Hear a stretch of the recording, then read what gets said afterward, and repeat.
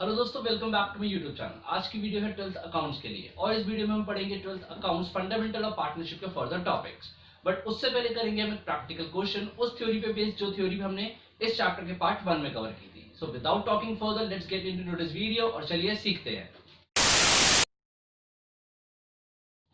इस चैप्टर के पार्ट 1 में हमने एक टॉपिक कवर किया था पार्टनरशिप डीड और देखा था कि अगर पार्टनरशिप डीड एब्सेंस हो यानी in the absence of partnership deed partnership form के ऊपर partnership act 1932 Indian partnership act 1932 के प्रोविजंस लग जाते हैं। हमने उसके कुछ मैटर्स भी कवर किए थे, तो ये प्रैक्टिकल क्वेश्चन उसी पे बेस्ड है। ध्यान से देखते हैं।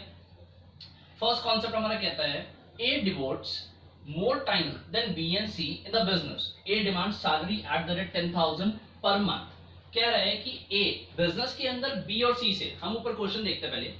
ए B C are partners in a firm, they do not have a written partnership deed, यानी उनके पास पार्टनरशिप डीड रिटन में नहीं है, उन्होंने जो भी एग्रीमेंट्स किया ओरली हुए। Then how they will settle, तो वो कैसे इन डील इन आइटम्स को इन मैटर्स को सेटल करेंगे। फर्स्ट है हमारे पास A devotes more time than B and सी।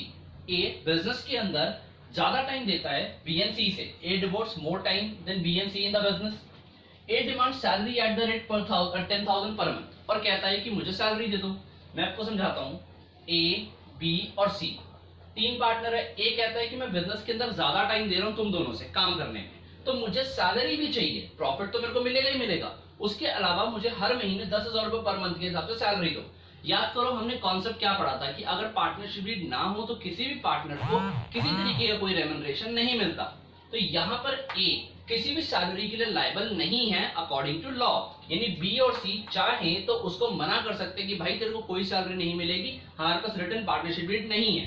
तो आप इसका आंसर लिखोगे कैसे? According to Indian partnership act, according to Indian partnership act 1932, Indian partnership act 1932 में लिखा हुआ है कि अगर हमारे बिजनेस के अंदर कोई पार्टनर सैलरी डिमांड करता है in the absence of partnership deed तो उसको वो सैलरी नहीं मिलेगी। आप लिखेंगे no remuneration will be allowed to any partner, किसी भी पार्टनर को कोई रेम्यूनरेशन नहीं मिलेगी। तो इसका आंसर तो हुआ कि नहीं, ए किसी भी सैलरी के लिए एंटाइटल्ड नहीं है, उसकी डिमांड गलत है, उसको कोई सैलरी नहीं मिलेगी।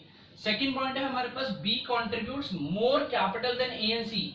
यहाँ पर ए बी सी और पार्टनर थे। बी कहता है कि मैंने बिजनेस के अंदर पैसा ज्यादा लगाया हुआ है ए और सी से, यानी B contributes more capital than A and C. B demands interest on capital. B कहता है कि मुझे इंटरेस्ट ऑन कैपिटल दे दो eight the rate 10% per annum. 10% per annum के हिसाब से इंटरेस्ट ऑन कैपिटल डिमांड कर रहा है। याद करो हमने कॉन्सेप्ट पढ़ा था कि if there is absence of partnership deed then no interest on capital will be allowed. So according to Indian Partnership Act 1932 no interest on capital will be allowed in the absence of partnership deed। ये है इसका answer. Third है हमारे पास C demands interest on loan advanced by him at the rate 12% per annum which is market rate।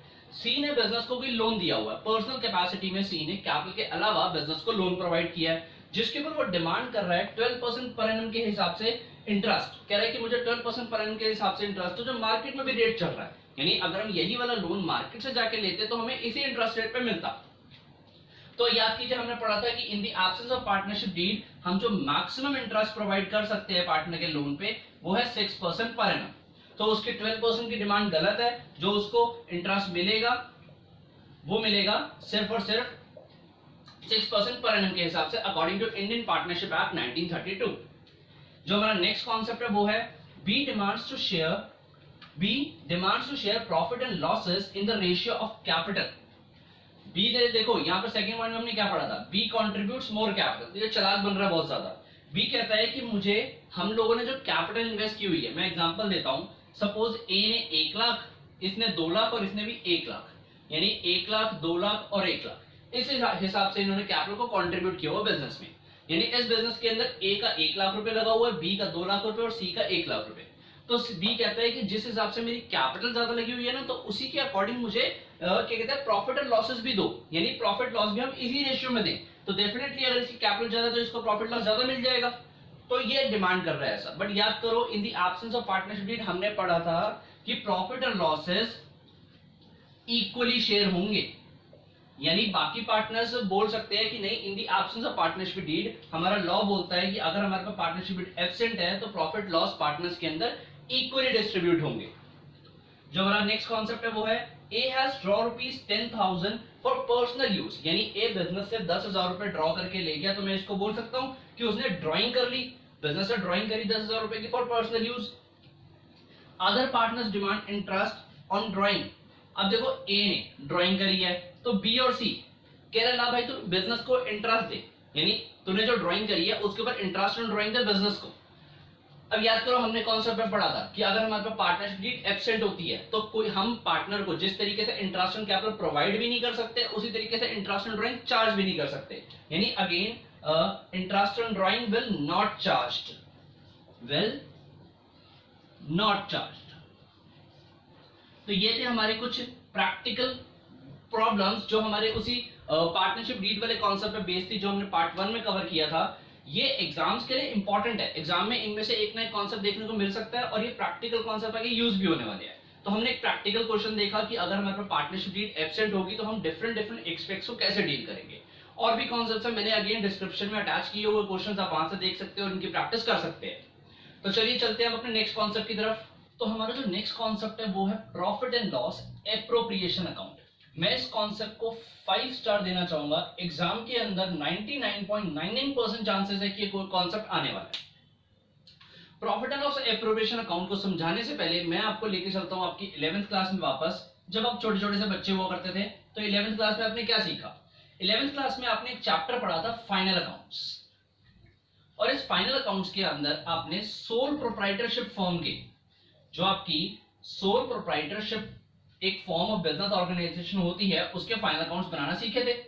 आपने क्या बनाया था यहाँ पर आपने बनाया था एक ट्रेडिंग अकाउंट, फिर आपने बनाया था profit and loss account, and then finally balance sheet बना दी थी।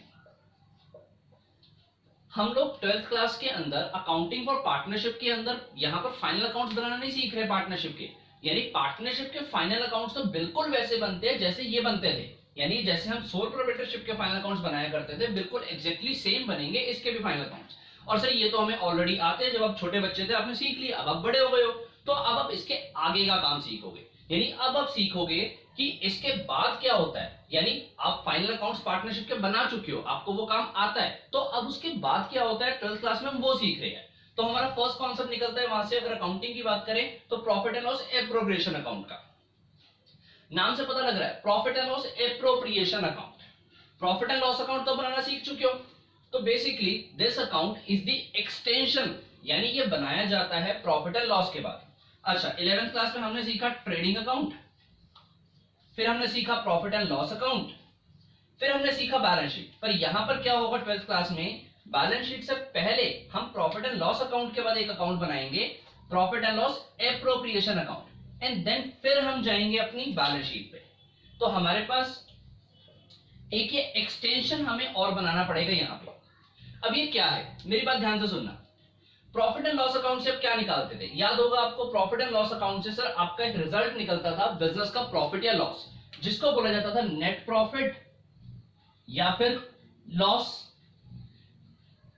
Profit and loss appropriation account इसी नेट प्रॉफिट या लॉस की डीलिंग के लिए बनाया गया। देखिए नाम है इसका profit and loss appropriation account. Appropriation का मतलब होता है बंटवारा करना, यानी किसी को किसी चीज की एप्रोप्रिएशन करना, बांटना किसी चीज को। क्या बांटना है? जो यहां से प्रॉफिट निकला उस प्रॉफिट की एप्रोप्रिएशन करनी है बिटवीन whom? Between partners. यानी आपने पार्टनर्स के अंदर जो आपने प्रॉफिट एंड लॉस अकाउंट से प्रॉफिट या लॉस निकाला है उस प्रॉफिट एंड लॉस की एप्रोप्रिएशन करनी है। तो मैं बोल सकता हूं it is the extension of profit and loss account. बिल्कुल ये डेफिनेशन इसकी बुक्स में भी लिखी हुई है कि profit and loss appropriation account एक एक्सटेंशन है प्रॉफिट एंड लॉस की, प्रॉफिट एंड लॉस अकाउंट की। और profit and loss account banana 11th class में आप सीख के आ चुके हो।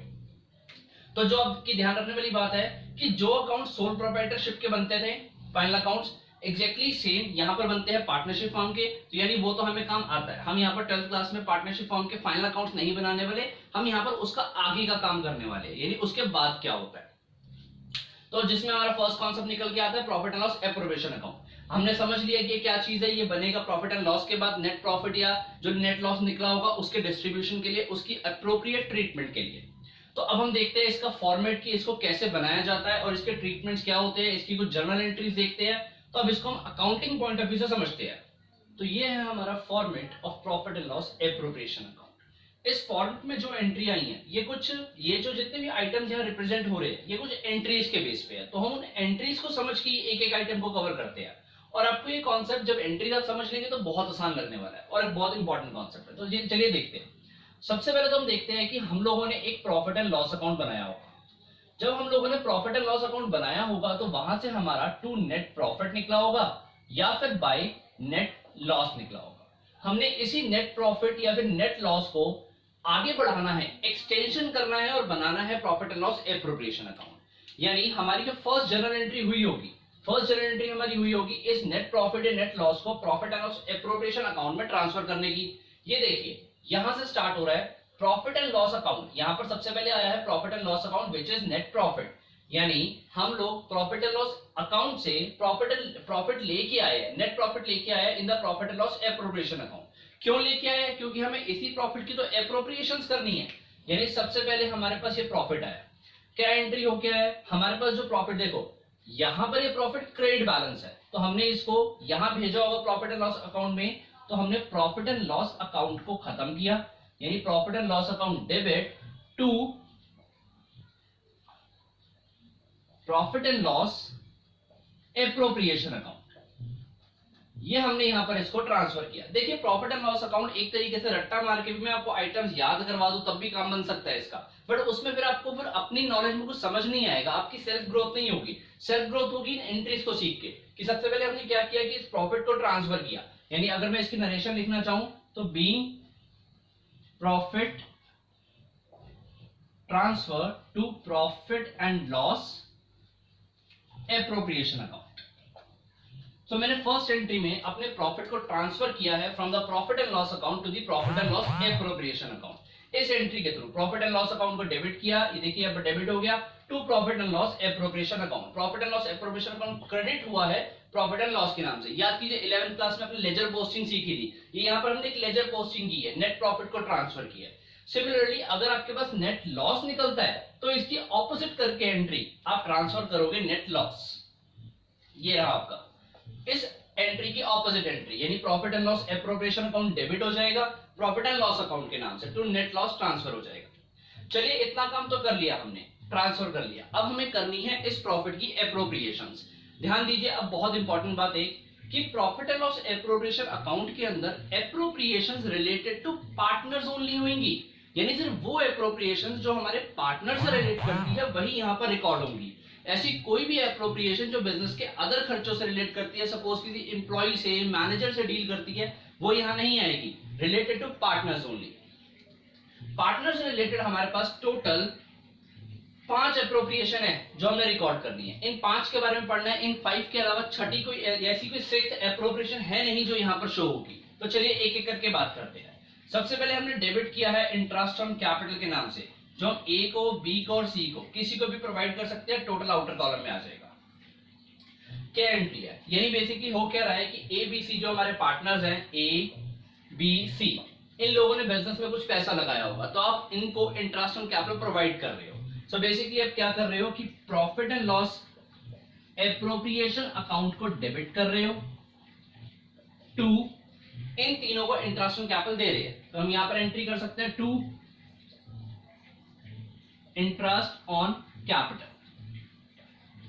अभी interest on capital A B and C किसी को भी मिल सकता है।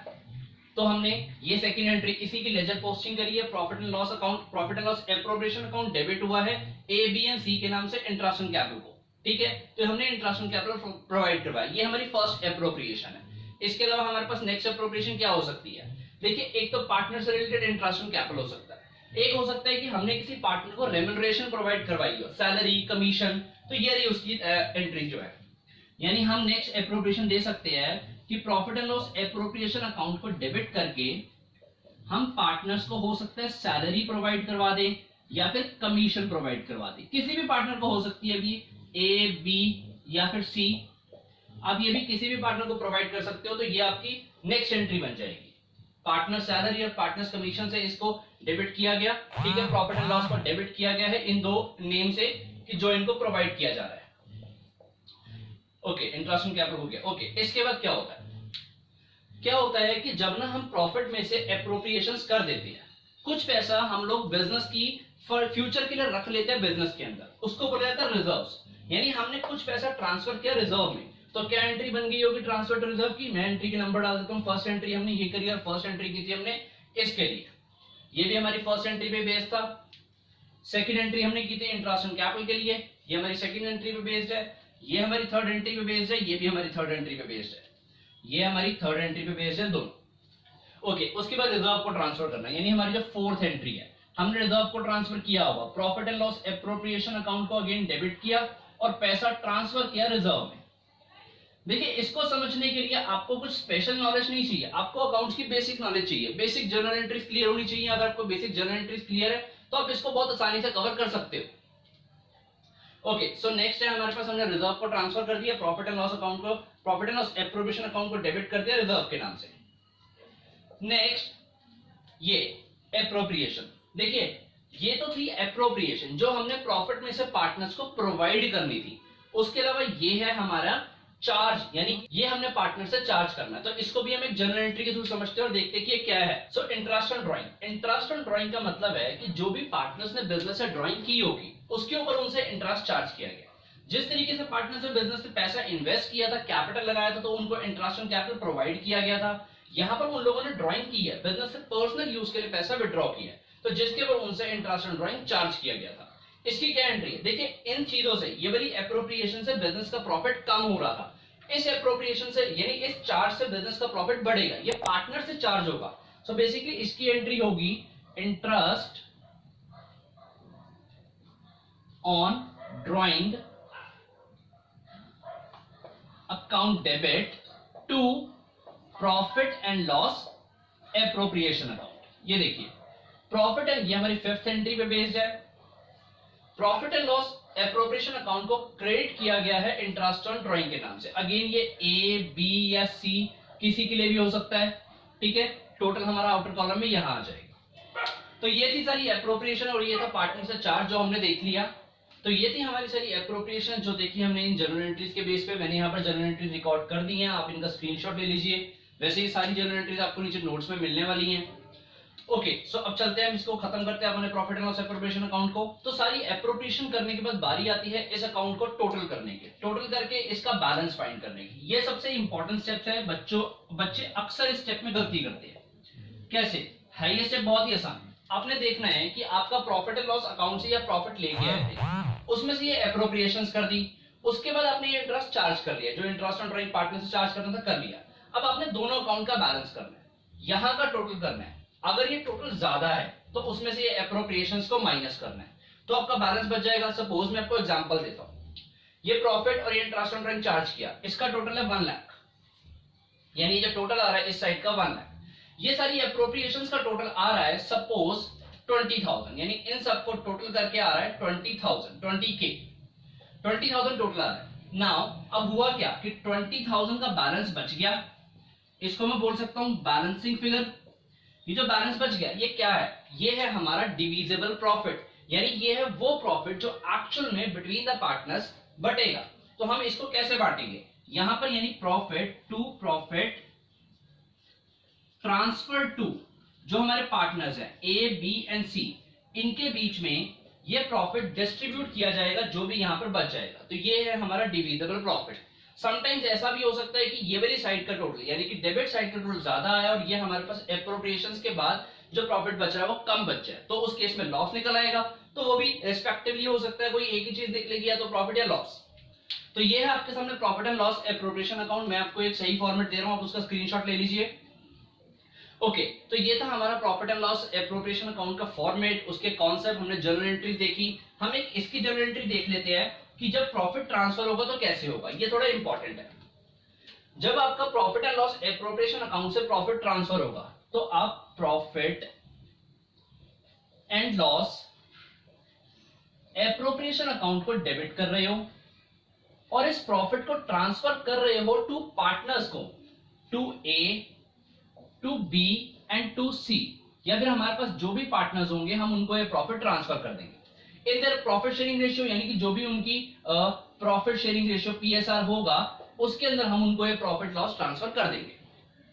ये तो है प्रॉफिट ट्रांसफर करने की एंट्री। अगर लॉस होता है तो फिर इन तीनों का ये जो अकाउंट है इन तीनों को डेबिट किया जाएगा और प्रॉफिट को क्रेडिट किया जाएगा।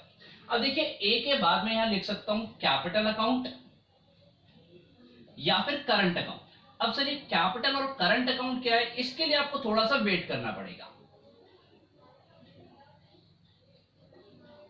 कैपिटल एंड करंट, तो ये था हमारा पूरा concept of profit and loss appropriation account. हमने एप्रोप्रिएशन देखी, चार्ज देखा, उसके बाद बैलेंस बच के प्रॉफिट कैसे ट्रांसफर होता है वो देखा। तो बेसिकली ये हमारी 6th एंट्री थी जिसके बेस पे हमने देखा कि किस तरीके से हमारा प्रॉफिट पार्टनर्स को बटेगा।